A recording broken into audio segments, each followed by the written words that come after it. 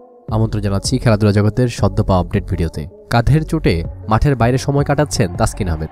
চলছে মাঠে ফেরার লড়াই। সেই লড়াইটা সুখবর আছে। মিরপুর অনুশীলনে পুরো রান আপে বল করতে শুরু করেছেন কোনো সমস্যা ছাড়াই।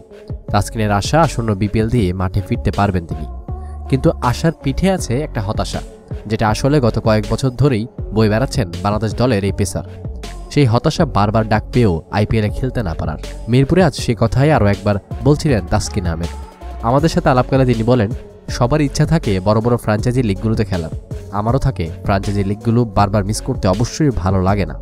উল্লেখ্য, আইপিএলের নিলামে এবার ৭৫ লাখ রুপি ভিত্তিমূল্য ধরা হয়েছিল তাসকিনের। কিন্তু আইপিএলের নিলাম থেকে নাম তুলে নিয়েছিলেন তাসকিন আর শরীফুল। আইপিএলের নিলাম থেকে নাম তুলে নিলেও তাসকিনকে দলে নেওয়ার জন্য প্রস্তাব দিয়েছিল দুটি ফ্র্যাঞ্চাইজি।